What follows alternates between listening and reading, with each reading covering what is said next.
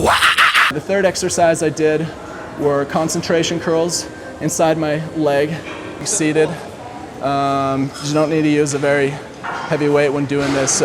Really concentrate on the contraction at the top of the movement. We're hitting the outer long head of the biceps. There's nothing wrong with this exercise. It's a good exercise. But again, as I've said before, I just don't believe that you can change where on the bicep you hit.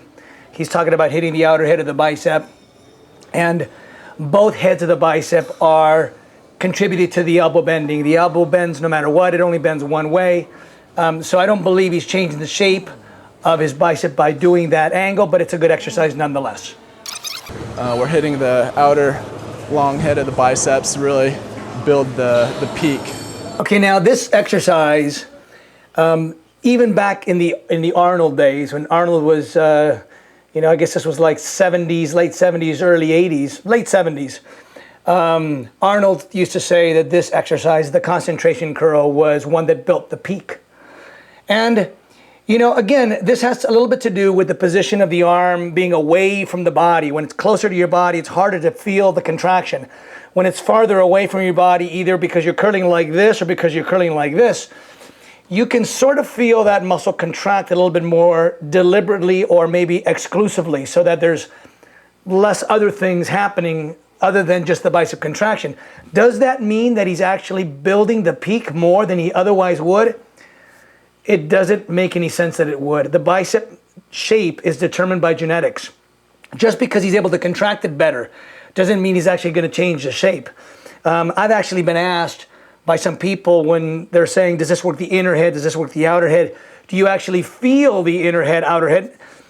No, I don't. And I've been doing this 37 years. I can tell you that of all the exercises I've done these and a million other ones where you're doing a curl with a pull down cable, and they all feel different, but do they feel like you're working more the inner, the outer? No, they really don't feel that way at all. And logically, it's impossible that it could. It would mean that somehow half of your bicep becomes disengaged and only the other half stays engaged. And you can't do that. They're both engaged and they both bend the elbow. Pretty much every exercise I was doing, excluding maybe the second exercise, the machine bicep curl, I was increasing weight as I went. Biceps is one body part where I think it's really easy to overdo it and not get the most out of your workout. I don't typically use too much heavy weight, using low rep ranges, and I typically don't do a lot of drop sets, but I do incorporate those from time to time with like a barbell curl or something like that. Well, okay, he's talking about how much weight you can do on a bicep and whether you can overtrain it and whether you should do drop sets. And I agree with him in the sense that, the arms, the bicep, triceps are relatively small muscle groups compared to pectorals or lats, and certainly quads. And so it's a mistake to try to use a super heavy weight, even if it means that you're using a whole body movement to do it, a whole barbell curl where you're using your back and your legs and your hips and everything else. I agree with that. Isolation is good. But I disagree with not doing drop sets. I did a fantastic arm workout today, and I drop setted probably 80% of all the sets I did today, and my arms were so pumped, and I don't see that but being anything but good. So the idea that you would abstain from doing that, I just think that's a mistake. I think you're going to get a much better muscle workout, whether it's the bicep or the pecs or the delts or the lats or anything else. Drop sets are a wonderful way to take a muscle beyond the point of fatigue. What I did there at the end is once I reached failure with the traditional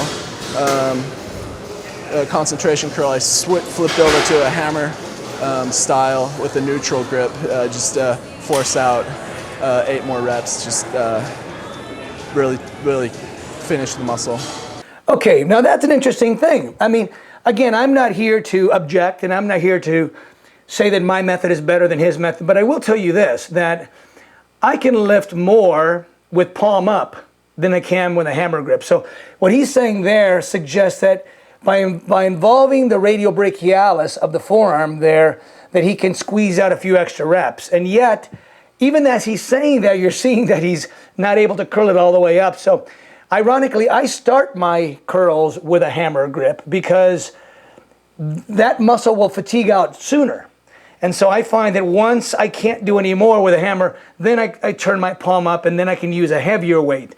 So it's sort of interesting that he almost does the reverse. Again, these are just individual habits, individual preferences. I just want to dispel the possibility in your thinking that this is a magical way. These are all good things. I encourage all of you to try all these different things. Pay attention to what you're feeling. But from my experience, I would say that a hammer curl is great to build the radial brachialis, but it actually takes away a little bit from the bicep.